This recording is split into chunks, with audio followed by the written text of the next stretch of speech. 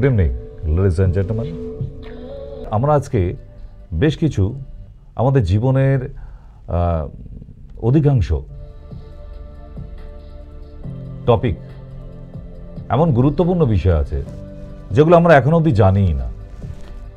একটা মানুষ সারাদিনে কতটা জল খাবে, কতটা জল পান করা উচিত, কোন সময় কতটা জল লাগে, সারাদিনে কোন কোন বয়সের মানুষের কতটা করে জল লাগে, এই যে ব্যাপারগুলো আমরা কি জানি? কোনো সঠিক ইনফরমেশন নেই কোনো মানুষের কাছে, যে যেমন খুশি তেমন চালিয়ে যায়। ঠিক। নেক্সট কলে কেউ আছেন? হ্যালো,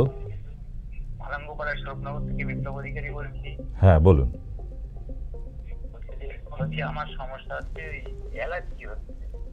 অ্যালার্জি হচ্ছে, অ্যালার্জিটাকে টেস্ট করাবেন, তারপর পাঠাবেন। শুধু মুখে অ্যালার্জি বলে আপনাকে ওষুধও দেবে না কেউ, আর ট্রিটমেন্টও হবে না, কারণ কতটা অ্যালার্জি আছে সেইটা জানার প্রয়োজন হয়। তার জন্য একটাই টেস্ট, IgE অ্যালার্জি, ব্যাস, আর কিছু লাগে না। ওইটুকু টেস্ট হয়ে গেলে আপনার শরীরে অ্যালার্জিটাকে তাহলে নর্মাল করা যাবে। আর যদি কোনো টেস্ট না করেন তাহলে আন্দাজে ঢিল ছুঁড়ে ছুঁড়ে অ্যান্টি অ্যালার্জি ওষুধের দোকানে গিয়ে বলবেন আমার গা হাত চুলকাচ্ছে, সে আপনাকে ওষুধ দিয়ে দেবে। ওই যতদিন খাবেন ততদিন কমে থাকবে, সারবে না। কিন্তু সারাতে গেলে এর টেস্ট লাগে, কেমন? তাই টেস্টটা করালে আপনাকে আমি উপকারটা করতে পারবো, তার আগে করতে পারা যাবে না, কেমন? ওকে, ভালো ছাত্র, বুঝে গেছে কম কথায়। ঠিক, তাহলে আমরা আজকে ঠিক এমনি করি একটি টপিকের উপরে খুব মন দিয়ে দেখতে থাকুন যে সত্যি তো আমরা সারাদিনে কতটা জল পান করতে পারি, অ্যাকচুয়ালি ঠিক কতটা প্রয়োজন আমাদের জল পানের, তাই না? খুব জরুরি ইনফরমেশন আছে আজকে, চলুন। 60% থেকেও বেশি জল থাকে, এই জন্য আমাদের স্বাস্থ্যবান থাকার জন্য জল পান করা অনেক জরুরি। কিন্তু যদি এই জল ভুল সময়ে ভুলভাবে পান করে ফেলেন তাহলে ওটি অনেক রোগের কারণ তৈরি হয়ে যায়। আর যেমন ডাইজেশনে দুর্বল হওয়া, জয়েন্টে ব্যথা, মাইগ্রেন, স্কিন প্রবলেম, চুল ঝরে পড়া, অলস লাগা, কিডনি আর হার্টের প্রবলেম। দুঃখের কথাটি তো এটি যে আজকের সময়ে 99% থেকে বেশি লোক জল ভুলভাবে পান করে, আর যেটার কারণে ও জলের উপকারিতা নেওয়ার জায়গায় অজান্তেই তার শরীরকে খারাপ করে নেয়। তো দোস্ত, যদি আপনি জানতে চান যে জল পান করার সঠিক নিয়মটা আসলে কি হয়, তাহলে আমার সাথে শেষ অবধি থাকুন, যাতে আপনি কোনো ইম্পর্টেন্ট জিনিস মিস না করে ফেলেন। দোস্ত, জল আমাদের শরীরের জন্য অনেক জরুরি হয়। বিনা জলের আমাদের বডি খাবার থেকে নিউট্রিশন অবধি অ্যাবজর্ব করতে পারে না। কিন্তু জল এত জরুরি আর উপকারী হওয়ার মানে এটা নয় যে আপনি যখন চাইলেন যেমন খুশিভাবে পান করে নেবেন। এই ভিডিওতে আমি আপনাকে বলবো 5টি এমন রিজন যেটা এটি প্রমাণ করে যে আপনি ভুলভাবে ভুল উপায়ে জল পান করছেন, আর ওটিকে ঠিক কিভাবে করবেন। শুরু করি নাম্বার 5 থেকে। জলকে খাবার খাওয়ার আগে আর খাবার খাওয়ার পর পান করা। খাবার খাওয়ার সঙ্গে সঙ্গে জল পান করা অনেক লোকের অভ্যাস হয়, কিন্তু হয়তো ওরা এটা জানে না যে এটি কতটা ক্ষতিকর জিনিস। আয়ুর্বেদে এটিকে বিষের বরাবর বলা হয়েছে। দোস্ত, যখন আমরা খাবার খাই তখন আমাদের বডির টেম্পারেচার বেড়ে যায় যাতে ডাইজেশন ভালোভাবে হতে পারে। কিন্তু ওখানে যখন আমরা খাবার খাওয়ার সঙ্গে সঙ্গে জল পান করে নিই তো আমাদের পেটের হজমি রস পাতলা হয়ে যায়, যেটার কারণে হজম ঠিকভাবে হতে পারে না। আর যখন খাবার পেটে না হজম হবে ওটি পেটে দিন দিন পচতে থাকে, আর যখন খাবার পচতে থাকে তখন ওর থেকে নিউট্রিশনকে অ্যাবজর্ব করা তো দূর, বরং গ্যাস, বদহজম, কোষ্ঠকাঠিন্য আর পেট ফুলে থাকার মতো প্রবলেম হতে থাকে। এই জন্য দোস্ত, যতটা পারেন খাবার খাওয়ার পর জল পান করবেন না। একটা অনেক ভালো সহজ উপায় আপনারা ফলো করতে পারেন, যে খাবার খাওয়ার পর আপনি কুলকুচি করতে পারেন। এ থেকে অনেক হেল্প পাওয়া যায়। নাম্বার 4, জলকে দ্রুতভাবে পান করা। আজকালের ব্যস্ততা ভরা জীবনে লোক অনেক তাড়াহুড়ো জল পান করে। আপনি একটা কথাকে জেনে হয়তো অবাক হবেন যে জল কিভাবে বডিতে যাচ্ছে সেটাই অনেক ডিপলি ভূমিকা রাখে। দোস্ত, যদি আপনি অনেক দ্রুতভাবে জল পান করেন তাহলে আপনার বডি ওটিকে অ্যাকসেপ্ট করে না, আর যে কোনো ভাবে ওটিকে বাইরে বের করে দেয়, আর আপনি হয়তো এটা কোনোদিন চাইবেন না। এছাড়াও আমাদের পেট অল টাইম থাকে অ্যাসিডিক মুডে, আর আমাদের মুখে সালাইভা হয় বেসিক, যেটি আমাদের স্টামাকের অ্যাসিডের ভারসাম্য বজায় রাখে। কিন্তু যখন আমরা একবারে অনেক বেশি জল পান করে নিই তো সালাইভা মিক্স হতে পারে না, আর এর ফলে জন্ম নেয় আমাদের পেটে অ্যাসিডিটি। এটা ওই সিচুয়েশন যখন লোকেরা অনেক বেশি জল পান করার পরেও ওয়েট কমে না, উল্টে বাড়তে থাকে। এই জন্য বলে যে জলকে ধীরে ধীরে সিপ সিপ করে পান করা সঠিক নিয়ম, যাতে আপনার সালাইভার সাথে মিক্স হয়ে জলটি পেটে যেতে পারে।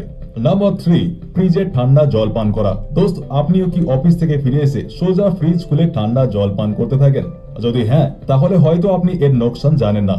ফ্রিজে ঠান্ডা জল পান করলে গলা তো খারাপ হয়ে যায়, এছাড়াও এটি আপনার ডাইজেশন প্রসেসকেও খারাপ করে দেয়। ঠান্ডা জল ব্লাড সেলকে সংকুচিত করে দেয়, খাবার থেকে ফ্যাটকে আরো ঘন করে দেয়, যেটার কারণে বদহজম হয়। ঠান্ডা জল পান করার আরেকটি কমন সাইড এফেক্ট রয়েছে জয়েন্টে পেন। এটা হার্টকেও ধীমো করে দেয়। এমনিতে তো গরম জল পান করা বেস্ট হয়, কিন্তু এত গরমে কে পান করবে গরম জল? এই জন্য সব থেকে বেস্ট হবে যে আপনি মাটির কলসির জল পান করবেন। একটি তো ওটি ন্যাচারালি জলকে ঠান্ডা করে, আর উপর থেকে জলের পিএইচ কেও মেনটেন রাখে। নাম্বার 2, অনেক বেশি জল পান করা। আমি দেখেছি, আর হয়তো আপনিও দেখে থাকবেন, আচ্ছা কিছু লোক বেশ পুরোদিন জল পান করতেই থাকে, তাকে পেয়াস না লাগলেও, কেননা হয়তো তাকে কেউ বলে দিয়েছে যত বেশি জল পান করবে অত বেশি উপকার হবে। এটা ঠিক যে বডিকে প্রপারলি হাইড্রেট রাখা অনেক জরুরি, কিন্তু এর মানে এটা নয় যে বেশ পুরোদিন জল পান করতেই থাকবেন। অমৃত অধিক মাত্রায় বিষ তৈরি হয়ে যায়, তেমনি অনেক বেশি জল পান করলে বডির ফ্লুইডস পাতলা হয়ে যায় আর সেলসে জল ভরতে থাকে। আর এটাই যদি ব্রেনের সেলসে ভরে যায় তাহলে অনেক প্রবলেম হতে পারে। এই জন্য জল ব্যাস অতটাই পান করুন যতটা আপনার পেয়াস লাগবে। হলদেটে পেচ্ছা বা ফাটা ঠোঁটের মতো কিছু সংকেত আপনার বডি দিলে আপনি বুঝে যাবেন যে আপনার বডিতে জলের অভাব রয়েছে। নাম্বার 1, দাঁড়িয়ে জল পান করা। আজকাল লোক এত ব্যস্ততে থাকে যে আরামসে বসে জল পান করা তো দূর, বরং ছুটতে ছুটতে জল পান করতে থাকে। এটা অনেক ভুল একটা জিনিস। যখন আমরা দাঁড়িয়ে জল পান করি তখন আমাদের কিডনি সঠিকভাবে জলকে ফিল্টার করতে পারে না। আর যদি আমাদের কিডনি বডি দূষিত পদার্থকে ফিল্টার করে সঠিকভাবে বাইরে না বের করতে পারে, তাহলে ওর ফলে বডিতে সব ধরনের রোগ জ্বালা হতে পারে। দাঁড়িয়ে জল পান করলে বডির ফ্লুইডস ব্যালেন্স বিগড়ে যায়, যেটার ফলে আর্থারাইটিসের প্রবলেম আপনার হওয়ার চান্স বেড়ে যায়। এই জন্য যতটা পারেন বসে আরামসে জল পান করুন। তো দোস্ত, এই ছিল জল পান করার 5টি কারণ, যেটাকে আপনার এখন আর আজ থেকেই অ্যাভয়েড করতে হবে। আর আপনি এর ফল প্রথম সপ্তাহ থেকেই দেখতে পেয়ে যাবেন। তো দোস্ত, আজকের জন্য ব্যাস এতটাই। আর হ্যাঁ, আমাদের কমেন্ট বক্সে অবশ্যই বলুন যে আপনি পরের ভিডিও কোন টপিকে চান, আমরা ওই ভিডিও বানানোর পুরো চেষ্টা করব। নিশ্চয়ই আপনারা জানাতে থাকবেন। তো আজকে একটা খুব জরুরি বিষয়বস্তু জানতে পারলেন যে অনেকজন বলেন না স্যার 6 লিটার জল খেয়ে নি কেন? আপনাকে কি টিউকল লাগাতে বলা হয়েছে পেটের মধ্যে যে এতটা জল খাবেন আপনি? না না, মানে আপনারা যে স্বেচ্ছাচারিতাটা করেন, কেন করেন আমি তো কিছু বুঝে উঠতে পারি না। আমি বলছি আপনার একটা পরিণত বয়সে একটা মানুষের মিনিমাম দরকার আছে তার 3.5 লিটার জল। প্রচুর পেশেন্ট এসে বলে স্যার আমি তো 100 লিটার জল খাই। আরে আপনাকে কে তেলের ট্যাঙ্কি বানাতে বলা হচ্ছে কি না কি? সিনটেক্সের জলের ট্যাঙ্ক বানাবেন পেটের মধ্যে? আমাদের কিডনি যতটা ফিল্টার করতে পারে সেটাকে আপনার উচিত ছিল যে এতটা জল প্রদান করা প্রয়োজন। সায়েন্টিফিকভাবে নিয়ম হচ্ছে যে 3.5 থেকে ম্যাক্সিমাম 4 লিটার জল পান করা উচিত। এবং তার মধ্যেও আপনি 3 লিটারের মতো ম্যাক্সিমাম জল সূর্য থাকাকালীন, সূর্য ডুবে গেলে জলপান বেশি করতে নেই। কেন? ওটা অ্যাবজর্পশন যে চলে আমাদের শরীরের মধ্যে, শোষণ প্রক্রিয়া, সেইটা সূর্য ডুবে যাওয়ার পর সম্পূর্ণ বন্ধ হয়ে যায়। যেমন একটি গাছের পাতায় সূর্য থাকাকালীন সেই পাতার মধ্যে রান্না হয় কিভাবে? ফটোসিনথেসিসের মাধ্যমে, সালোক সংশ্লেষ। ঠিক তেমনই সূর্য থাকাকালীন আমাদের শরীরে যে খাদ্যগুলি জমে থাকে, যে এক্সেস আমরা জল পান করে ফেলি, সেগুলো মিক্স আপ হয়ে অ্যাবজর্পশন মানে শোষণ প্রক্রিয়া চলে। তার মাধ্যমেই আমাদের বিভিন্ন অঙ্গে ওই খাদ্য খাবারের মলিকিউলসগুলো পৌঁছায়। তবে একটা মানুষের চেহারা ভালো হবে। ঠিক, একটা মানুষ খায় প্রচুর, এদিকে দেখছে তার বাঁশপাতার মতো চেহারা। আরে মিস্টার বাঁশপাতা, আপনি বলছি স্যার ঘন্টায় ঘন্টায় খিদে পায়, বিশ্বাস করেন আমি একা 500 চালের ভাত খাই পার ডে।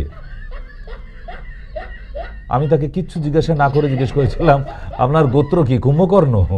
আপনি এত খান কিভাবে? আর এরকম হারকিউলিস বডি কেন? পুরো হাড় দেখা যাচ্ছে। বলছে স্যার শুধু পেটটা বেড়ে যাচ্ছে, হাত পা বডি সব রোগা হয়ে যাচ্ছে। এই দেখুন বুকের পাঁজর সব হারমোনিয়ামের রিডের মতো গোনা যায়। মানে এইরকম ক্যাটাগরির পেশেন্ট আমার চেম্বারে এসে পৌঁছায়। এগুলো সব জ্বলন্ত উদাহরণ, মানে কিছু বলার নেই আর কি। ঠিক, তো সেই জন্যই বলে থাকি যে নিজেরা পাকামো করতে যাবেন না প্লিজ। এগুলো কোনো নিউট্রিশনের কাজ। যারা পুষ্টি নিয়ে, খাদ্য তালিকা নিয়ে পড়াশোনা করেছে, একটা মানুষের কোন কোন মানুষের কী কী খাওয়া উচিত, কী কী খাওয়া উচিত নয়, ঠিক, তারা এই নিউট্রিশনের স্পেশালিস্ট যারা, তারা এগুলো করতে পারে। বা ডক্টর যারা আয়ুষ ডক্টর আছে, না অ্যালোপ্যাথি ডক্টররা কিন্তু জানে না এই ব্যাপারে। আমি একদম লিখিত দিতে পারি। তারা এই ব্যাপারটায় পড়াশোনা করেনি। কারণ এই সবই তো পড়তে হয়, জানতে হয়, তবে তো বলে তাদের এই টপিকটা ছিল না কোর্সের মধ্যে, তাদেরও কিছু করার নেই। ঠিক, কিন্তু এটা আয়ুষ ডিপার্টমেন্টের মধ্যে আছে যে আগে আমাদের খাদ্য তালিকা মেনটেন করে বলতে হয় যে আপনি ওষুধ পরে খাবেন, আগে এইগুলো খাবেন না, এইগুলো খাবেন, তবে একটা মানুষ। কিন্তু সেই জায়গায় সব পেশেন্টের নিজে নিজে একটু পাকামো আছেই, মানে সব তারা ইউটিউব দেখে দেখে, মানে চেম্বারে এসে তার হাজব্যান্ড বলছে জানেন ইউটিউব দেখে কোথায় শিখেছে যে জল যখনই পারবেন জল পান করবেন, এখন সারাদিনে সে গিন্নি 6 লিটার জল খায়। মানে কি সাংঘাতিক যে এই রকম যদি মানুষের মেন্টালিটি হয় যে 6 লিটার করে জল খাবো, আপনার কিডনি তো খারাপ হবেই, বোঝা গেছে? তাই আমাদের দেশে নিউটন জন্মায়নি। কেন জানেন? আমাদের দেশে নিউটন ছিল না।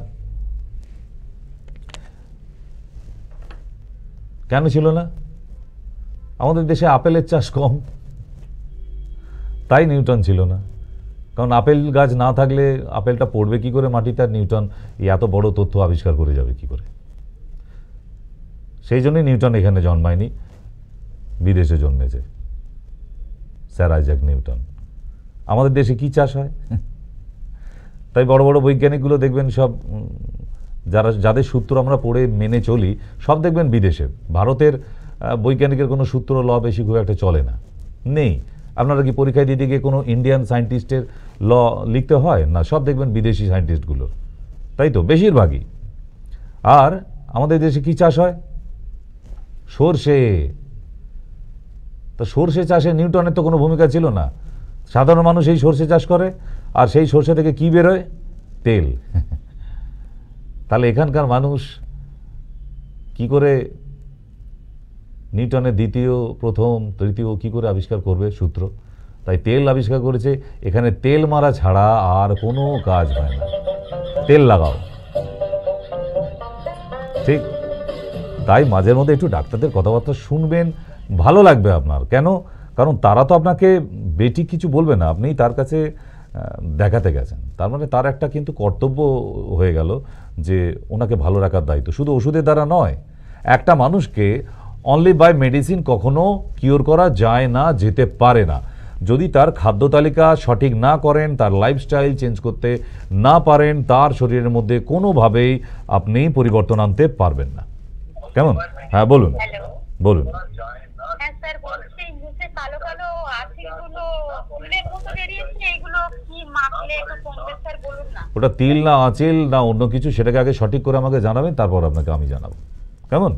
কারণ এখানে আপনি যখন কনফিউজড কি হয়েছে অ্যাকচুয়ালি, তিলের মতো আঁচিলের মতো, তিল কোথায় আঁচিল কোথায়? আঁচিল আর পাঁচিল সব এক করে দেবেন আপনারা? মানে খুব অবাক করা ব্যাপার আপনাদের।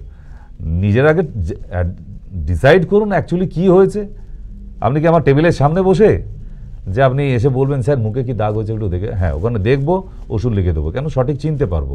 আপনার নিজের মুখে হয়েছে, আপনি নিজেই জানেন না আঁচিল না পাঁচিল না তিল। আমি এইসব ব্যাপারে আন্দাজে মারতে পারি না ঢিল। ঠিক, তাই সঠিকভাবে বলুন অ্যাকচুয়ালি কি হয়েছে, তাহলে বলা যেতে পারে। আর স্কিনের ব্যাপারে কখনো এই নাটকগুলো করবেন না, আর এই কুড়েমিগুলো করবেন না। না আমার পয়সাটা বেঁচে যাবে, ডাক্তাররে এত ফিস দিতে হইব না, তাই না? আমি একটু ফোন কইরা বলে দেবো, আমি খেতে শুরু করে দেবো, আমি একদম বৈজন্তীমালার মতো ঝকঝকি হয়ে যাব। হয় না। স্কিন ডিজিজ সারাতে গেলে সেটা চোখের সামনে থাকতে হয়। কেমন? মাঝে মধ্যে ওই জন্যে অনুষ্ঠানগুলো শুনবেন, তাহলে জানতে পারবেন। ওকে, আচ্ছা, এখন আরও বেশ কিছু বদভ্যাস চালু হয়েছে। সে ছোট হোক, বাচ্চা হোক, বুড়ো হোক, মানে একটু ফাস্ট ফুড খেতে হবে। ফাস্ট ফুড না খেলে মনে হয় যেন রাতে একটা কী খেলাম না রাত অবধি, একটা ঘুম আসছে না আর কি, বোঝা গেছে? তো চলুন একটু ফাস্ট ফুড আমাদের উপকারিতা কী একটু জানতে হবে না? আপনারা তো খাচ্ছেন দাচ্ছেন, দেখো আমি বাড়ছি মাম্মি। ठीक, चलो। शरीर में क्या होता है? जो लोग फास्ट फूड, जंक फूड जैसे पिज्जा, बर्गर, चाउमीन और भी मैदे की बनी हुई चीजें खाते हैं, तब उनका बार बार फास्ट फूड, जंक फूड खाने का मन क्यों होता है? आज हम इस वीडियो में ये जानेंगे कि हमको बार बार फास्ट फूड खाने की क्रेविंग क्यों होने लगती है और इन जंक फूड को खाने से हमारी बॉडी में क्या होता है। तो चलिए वीडियो को शुरू करते हैं। तो तो सबसे पहले जानते हैं कि फास्ट फूड हमारी बॉडी में जाकर क्या करता है। जैसे ही पिज्जा, बर्गर, चाउमीन या मैदे से बनी हुई चीजें खाते हैं तो वो आपके मुंह से होकर आपके पेट में जाता है और पेट में जाकर ये काफी देर तक पड़ा रहता है, क्योंकि इसमें लाइव एंजाइम नहीं होते। इसके कारण ये लंबे समय तक पेट में पड़ा रहता है। ये जंक फूड बने होते हैं मैदे से। तो अब सबसे पहले ये जानते हैं कि मैदा बनता कैसे है। आटा और मैदा दोनों बनते तो गेहूं से ही है। गेहूं में 3 लेयर होती हैं। सबसे पहली लेयर को ब्रेन कहते हैं, मिडिल में होता है एंडोस्पर्म और सबसे लास्ट में होता है जर्म। तो इनमें जो सबसे पहली लेयर में होता है वो है फाइबर, विटामिन बी और मिनरल्स। ये आपकी बॉडी के लिए अच्छा होता है। अब बीच में आता है एंडोस्पर्म जो आपकी बॉडी के लिए अच्छा नहीं होता। इसमें होता है स्टार्ची, कार्बोहाइड्रेट और लास्ट में होता है जर्म। पूरा न्यूट्रिशन से भरपूर होता है। इसमें vitamin B, vitamin E, phytochemicals और हेल्दी फैट्स होते हैं जो बॉडी के लिए चाहिए होते हैं। मैदा एंडोस्पर्म से बना होता है जो बॉडी के लिए अच्छा नहीं है। ये स्टार्च होने के कारण चिपकता है। अब जैसे ही आप फास्ट फूड खाते हैं तो पेट में जाकर वो लंबे टाइम तक पड़ा रहता है,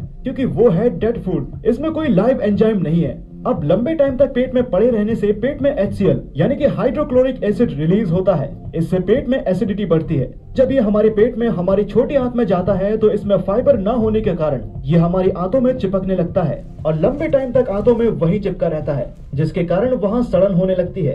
अब जहाँ सड़न होगी वहाँ वायरस और बैक्टीरिया पनपने लगेंगे और सड़न के कारण पेट में गैस भी बनेगी और वायरस बैक्टीरिया पनपने के कारण वहाँ घाव भी होता है, जिसे हम इन्फेक्शन के नाम से जानते हैं। और इन्फेक्शन होते ही आपको पेट में तेज दर्द होगा। फिर आप डॉक्टर के पास जाते हैं और डॉक्टर एंटीबायोटिक थमा देते हैं। इसे आप चुपचाप ले लेते हैं और इससे आपको पेट दर्द से रिलीफ मिलने लगती है। इस एंटीबायोटिक से आप कैसे ठीक हो जाते हैं, कभी सोचा है? ये एंटीबायोटिक इतनी खतरनाक है कि आप इसके बारे में सोच भी नहीं सकते। इसके बारे में आगे बात करेंगे। फिलहाल ये जानते हैं कि हमको फास्ट फूड की क्रेविंग क्यों होती है, बार बार जंक फूड खाने का क्यों मन करता है। तो चलिए इसका साइंस भी जान लेते हैं। तो बात है सन 1908 की। 1908 में जापान में 2 सुजुकी ब्रदर्स एक फास्ट फूड रेस्टोरेंट चलाते हैं। वो दोनों सोचते हैं कि हमारे रेस्टोरेंट का प्रॉफिट कैसे बढ़े। तो वे रेस्टोरेंट में बैठने आए हुए ग्राहकों का बिहेवियर नोटिस किया करते थे। तो उन्होंने देखा कि जैसे ही ग्राहक का पेट भर जाता है वो और खाना ऑर्डर करना बंद कर देते हैं। तब उनके दिमाग में एक बात आई कि रेस्टोरेंट में आए ग्राहक का कभी पेट ही न भरे तो ग्राहक ज्यादा खाना ऑर्डर करेंगे, इससे उनका प्रॉफिट बढ़ने लगेगा।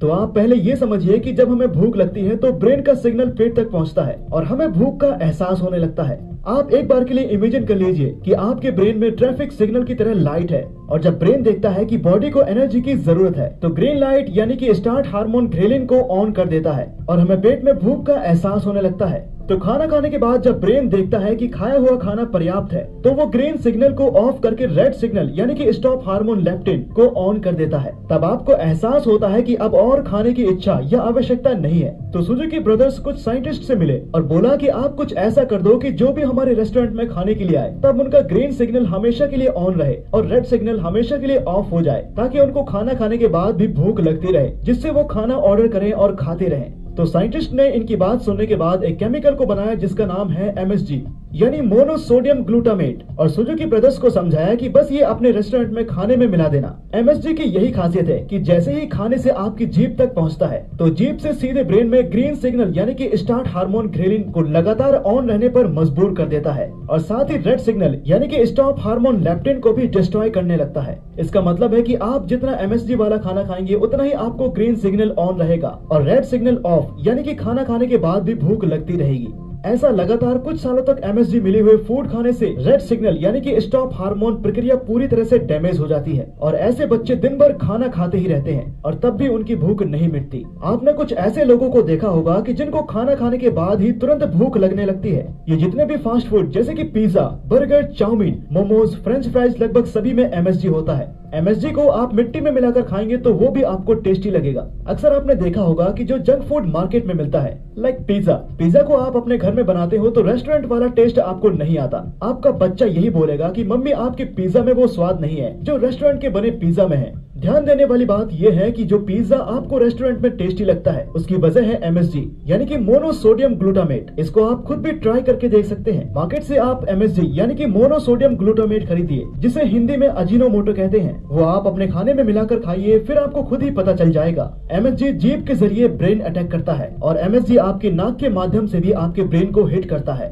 आपने कभी ध्यान भी दिया होगा कि आप किसी भी फास्ट फूड रेस्टोरेंट या जंक फूड के ठेले से गुजरते हैं तब आपको पिकोली सी स्मेल आती है है और आपको एहसास होता है कि भूख लगी है, कुछ खा लिया जाए। और कभी कभी तो कुछ लोगों के मुंह में पानी तक आ जाता है। दरअसल ये MSG का कमाल है। MSG leads to many kind of lifestyle diseases like diabetes, cardiovascular diseases, mental disorder, obesity आदि। जो आप लगातार 2 से 4 साल तक फास्ट फूड का सेवन करते हैं तब बॉडी में कई प्रकार के मिनरल्स और विटामिन की डिफिशियंसी हो जाती है। इससे कई सारे सिम्टम्स आने लगते हैं, जैसे बार बार बीमार पड़ना, हमेशा थका सा रहना, ओवरवेट होना, नींद का न आना या फिर बहुत नींद का आना, पढ़ाई में मन ना लगना आदि। तब ऐसे में अगर आप डॉक्टर के पास जाते हैं तो डायग्नोज से पता चलता है कि कई सारे मिनरल्स और विटामिन की डिफिशियंसी है और फिर आपको विटामिन और मिनरल्स की गोली के साथ कई सारे हेल्थ के सप्लीमेंट लेने की सलाह दी जाती है। विटामिन और मिनरल्स को समझने के लिए प्रैक्टिकल एग्जांपल लेते हैं। मान लीजिए एक पेशेंट में विटामिन सी की कमी है और डॉक्टर उसको विटामिन सी की गोलियां देता है।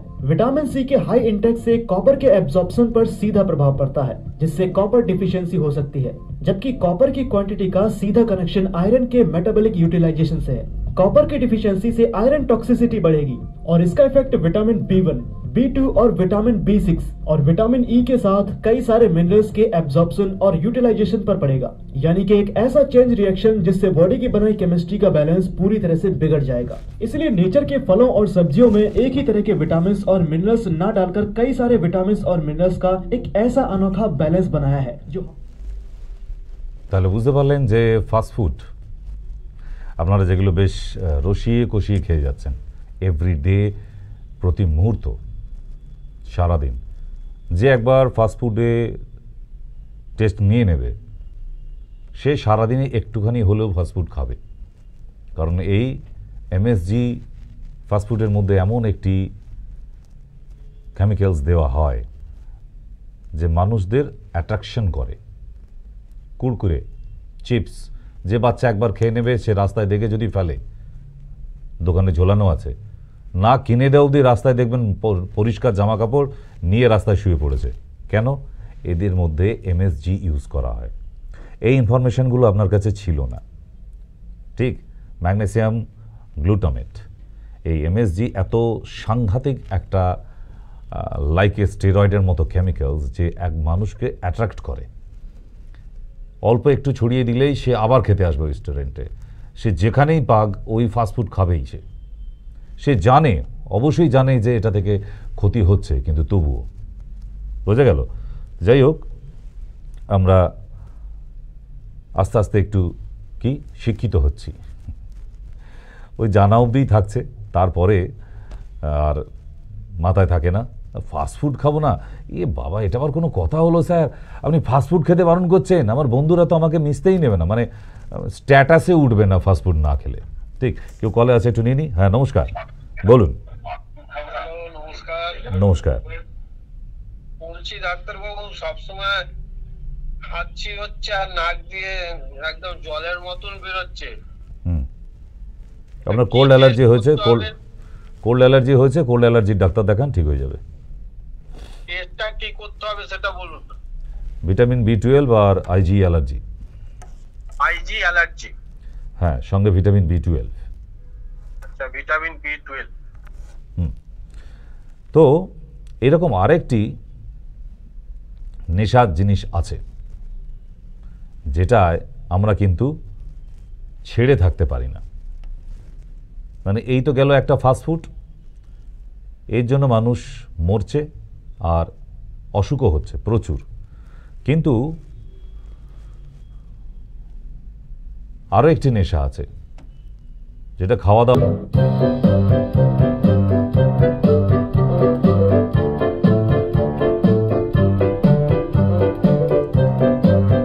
আর এদিকে যিনি দরজা খুলে দিলেন সে তার মায়ের সাথে কথা বলতে ব্যস্ত ভিডিও কলে। কাকে দরজা খুলে দিল, কে ঘরে ঢুকে গেল, কোনো তার খবর নেই, সে ফোন নিয়ে ব্যস্ত। আর ইনি তো ফণীভূষণ, এত ব্যস্ত 10 নম্বরের ফ্ল্যাটে লিফটে সুইচ মেরে 9 নম্বরে নেমে পড়েছে, অন্যজনের ঘরে ঢুকে বসে আছে। আর বেমালুন উনিও দেখুন ওনাকে এন্টারটেন করে যাচ্ছে, আবার জলের গ্লাসও দিয়ে গেল।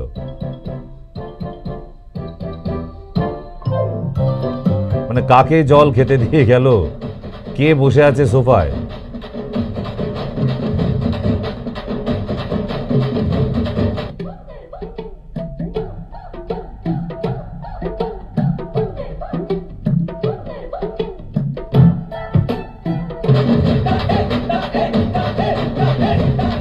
মানে নিজের খেয়াল নেই যে কার ঘরে বসে আছে, অন্যজনের ফ্ল্যাটে গিয়ে বসে বসে মোবাইল দেখছে।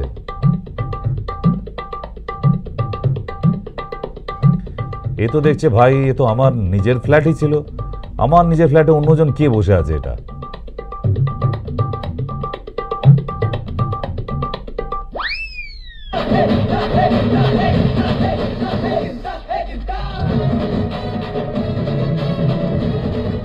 মানে তিনজনেই ফণীভূষণ, মানে ফোন দেখতে দেখতে আর হুঁশ নেই। চলুন ফিরে আসি। তো এই হচ্ছে আমাদের ফণীভূষণের কাজ, সারাদিন ফোন নিয়ে ব্যস্ত, বিরাট স্মার্ট জব করছে, সব স্মার্ট ফোন। হ্যাঁ, লজ্জাও হয় না। ডাক্তারবাবু, মেয়েটা না ঘুমাচ্ছে না। কেন ঘুমাচ্ছে না? আপনার মেয়ে বাচ্চা? না না, এই 20 বছর বয়স হবে। ও তো কী করে? পড়াশোনা করে? তা তো দেখি নাই। আপনার ভালো করে উঁকি মেরে দেখবেন, ফোন নিয়ে শুয়ে থাকে, বই নিয়ে নয়। ঠিক, ফোনের সঙ্গে চ্যাটিং হচ্ছে, চ্যাটিং। বাবা মা জানছে বাইরে থেকে, উফ কি পড়ছে, এত পড়ছে যে হাত পা ভেঙে যাবার মতো অবস্থা, এত পড়া। ঠিক, সে ছেলেই বলুন মেয়ে বলুন, বলছে 2টোর পরে ঘুমাতে যায়। কি করে? না, ওর পড়াশোনা করছে। আচ্ছা, তো যারা এই ফোন নিয়ে একটু খোঁচাখুচি করা অভ্যাস সারাদিন, একটু কম করুন। কারণ আমাদের মানুষের, মানব জাতির মরণের ফাঁদ দুখানা খুলে দিয়েছে ভগবান। এক হচ্ছে ফোন, কবরে যাব আমরা ফোন নিয়ে, আর দ্বিতীয় ফাস্টফুড খেতে খেতে আবার আরেকটা কবরে যাব। মানে সেখানেও অর্ডার দেওয়া থাকবে মোমো, চিকেন, KFC। ঠিক, তো এই ফাস্টফুড আর ফোন থেকে একটু দূরে থাকুন, নাহলে খুব সাংঘাতিকভাবে মরণ হবে আমাদের। মানে জাস্ট এখনও আমরা বিলিভ করতে পারছি না। তো এমনি করে আমরা কিন্তু বেশ কিছু সাধারণ জায়গায় নিজেদের এত বেশি নিযুক্ত করে ফেলছি ফোনের জন্য। দেখবেন এই ফোনের জন্য প্রচুর সম্পর্ক ভেঙে গেছে, একদম 100% বলছি। প্রচুর সম্পর্ক শেষ হয়ে গেছে, ডাইভোর্স। এবার আপনি বলবেন, স্যার ফোনে তো অনেক প্রেমও হয়। ওটা 1 সপ্তাহের জন্য, 1 মাসের জন্য, খুব বেশি হলে 1 বছরের জন্য। ঠিক, ফোনে আপনার যে প্রেম হয়েছে, যদি ওটা বিয়ে অবধি গড়ায় ভাই, থাক আর বলে লাভ নেই। ওটা তো ডিজিটাল প্রেম, বাচ্চা কাচ্চাও সব ডিজিটাল হবে। তো একটু সাবধান হন। ঠিক, ফোনে পছন্দ করে বিয়ে করা, মানে আধার কার্ডের ছবিগুলো দেখেছেন? তাহলে সেরকম আধার কার্ডের ব্যক্তি আর ব্যক্তিনি সেজে গুজে মেকআপ করে ফোনে প্রোফাইল পিকচার দিয়ে, আর তাই দেখে যদি আপনি এখন পছন্দ করে সম্বন্ধ করতে চান, তাহলে ওই ঘটক মশাইয়ের অভিশাপ লাগবেই কিন্তু। ঠিক, তো সেই জন্য আপনাদের বলা যে প্লিজ যেগুলো try to avoid, just avoid. Okay, চলুন যাওয়া যাক। এবার আবার একটু প্রেজেন্টেশনে যাই। ফণীভূষণ হলো, ফাস্টফুড হলো, বাকি গণ্ডগোলগুলো তো এখনও রয়ে গেছে। আচ্ছা, দেশে প্রচুর মানুষ চিনি খায়। চিনি আমরা অনেকেই জানি না। যারা আমার এই টিভির নিয়মিত দর্শক তারা জানে চিনি 1 চামচ, বিষের থেকেও সাংঘাতিক 1 চামচ চিনি। কিন্তু এদিকে বলছে চিনি খাবো না, মানে মিষ্টি খাবো না। এটা কি করে হয়? চায়ে চিনি দেবো না, সেটা পরের ডিসিশন। কিন্তু চিনি কতটা ক্ষতি করে আমরা কি জানি? চলুন দেখে নি। এই অনুষ্ঠানেই তো এগুলো পাওয়া যায়। ইয়েস, আমাদের অনেকেরই পছন্দের খাবার। নিজেরা তো খাচ্ছি, অম্লান বদনে তুলে দিচ্ছি বাড়ির ছোট্ট শিশুটির মুখে। কিন্তু চিনি খেয়ে শরীরের কি সর্বনাশ ঘটাচ্ছেন আপনি, তা যদি জানতেন তাহলে খাবার না, বিষ বলে ছুঁড়ে ফেলে দিতেন হোয়াইট পয়জন নামের এই চিনিকে। বুড়িয়ে যাওয়া চিনি খেলে আপনার ত্বকে ভাঁজ পড়ে এবং চেহারা বুড়িয়ে যায়। নেদারল্যান্ডের লাইডেন ইউনিভার্সিটির একদল গবেষক 50 থেকে 60 বছর বয়সী 600 মানুষের ব্লাড সুগার মাপার পর এদের ছবি দেখতে দেন 60 জন স্বেচ্ছাসেবীকে। স্বেচ্ছাসেবীরা এমন প্রতিটি মানুষকে বেশি বুড়োটে দেখাচ্ছে বলে মন্তব্য করে যাদের রক্তে চিনি বেশি পেয়েছিলেন বিজ্ঞানীরা। বলা হয় রক্তে প্রতি 1 মিলিলিটার বেশি চিনি থাকা মানে আপনি আপনার বয়সের চেয়ে 5 মাস বেশি বুড়ো হয়েছেন। মুখের ব্রণের সাথে চিনির খুবই ভালো যোগ। চিনিযুক্ত খাবার যত খাবেন তত চেহারা ও শরীরে ব্রণ একনের সমস্যা বাড়বে। বিশ্বাস না হলে পরীক্ষা করে দেখতে পারেন। ক্যান্সার। চিনি জাতীয় খাবার নিয়মিত খেলে ক্যান্সার হবার ঝুঁকি বাড়ে, বিশেষ করে ব্রেস্ট ও কোলন ক্যান্সার।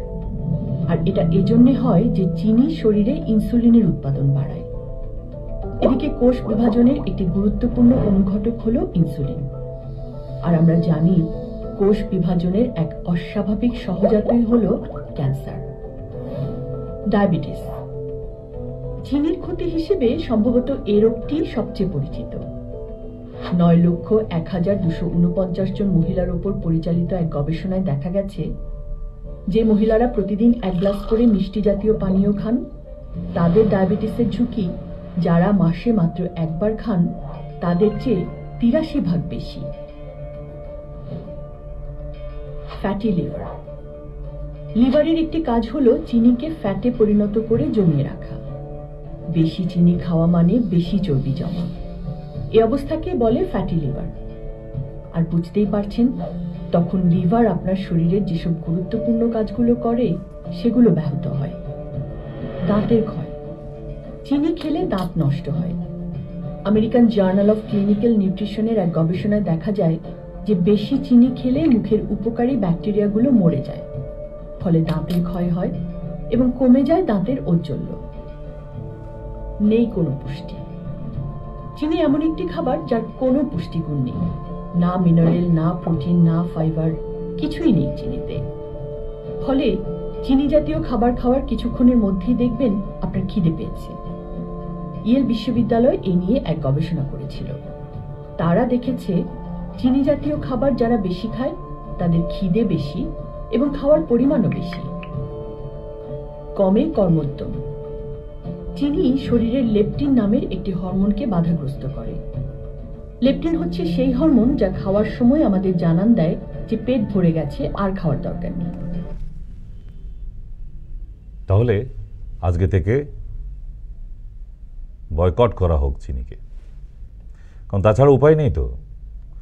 চিনি এখন অনেক সাধারণ মানুষরা বুঝে গেছে, তারা সুগার ডায়াবেটিস না থাকলেও চিনি ব্যবহার করে না। কেমন? কিন্তু চিনি তো গেল, আর কি কিছু উপকারী আছে?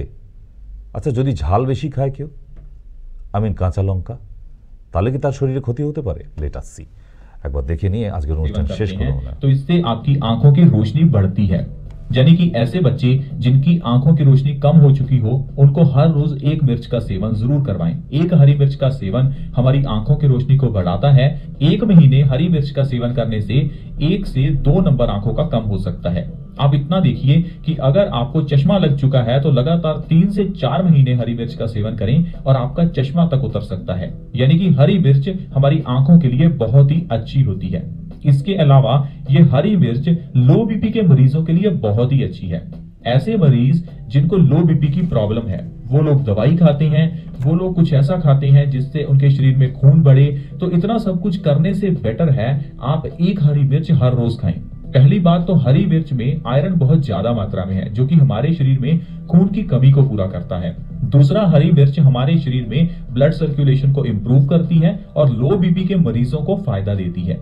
तो अगर आप लो बीपी के मरीज हैं या आपके शरीर में खून की कमी है जिसे हम एनीमिया कहते हैं, तो दोनों केसेस में आप 1 हरी मिर्च हर रोज जरूर खाएं। इससे आपके शरीर में खून की कमी दूर होगी और लो बीपी की समस्या खत्म होगी। ইয়েস, তাহলে কাঁচা লঙ্কা প্রচুর পরিমাণে খাওয়া দরকার। বিশেষ করে চোখের দৃষ্টিশক্তি বাড়ানোয় কাঁচা লঙ্কার ভূমিকা প্রচুর। আর আরও একটা খবর আপনাদের জানিয়ে দিতেই হবে, যে জন্য আজকে বসা, যে আগামীকাল বারাসাতে পাচ্ছেন আর লাস্ট বুধবার দমদমে পাচ্ছেন। তারপরে কিন্তু প্রায় টানা কয়েকদিনের জন্য আমি থাকছি না, অ্যাভেলেবেল নই কলকাতায়। কেমন? শিলিগুড়ি চলে যেতে হচ্ছে। তো সেই শনিবার অবধি আপনাদের সঙ্গে দেখা হবে না। তাই যাদের এমার্জেন্সি আছে এবং যারা চায়, কারণ এখন আর সবাই বলে দিতে হয় না যে চেম্বারে চলে আসবেন, যাদের প্রয়োজন তারা নিজেরাই চলে আসে। কেন? নিচে যে দুটি নাম্বার দেওয়া আছে এই নাম্বার দুটি নোট করে রেখে দিন। আপনার যদি মনে কোথাও একটু হয় যে না একবার গেলে তো ভালো হতো, কারণ অ্যালোপ্যাথির ওষুধের যে কি সাইড এফেক্ট সেন্ট্রাল গভর্নমেন্ট এখন কিন্তু প্রমাণ করে দিয়েছে যে বেশ কয়েক হাজার অ্যালোপ্যাথি ওষুধকে বর্জন করে দেওয়া হয়েছে, বয়কট করে দেওয়া হয়েছে। আর সেগুলো কোনো দোকানদার বিক্রি করতে পারবে না, কোনো পেশেন্ট কিনে খেতে পারবেন না। কেন? প্রচুর পরিমাণে সাইড ইফেক্ট বেরিয়েছে। তাই আয়ুর্বেদ ছাড়া যদি ভালো থাকতে হয়, নির্মূল করতে হয় অসুখকে, আয়ুর্বেদ ছাড়া কিন্তু আর কোনো ওয়ে নেই আমাদের কাছে অন্তত। কেমন? ঠিক, বিদায় নিতে হচ্ছে। অনুষ্ঠান কেমন লাগলো অবশ্যই আমাদের ফেসবুকে জানান, একটু জানতে ইচ্ছা করে, শুধু ফোন কিনলেই হবে না, একটু কথা বলুন।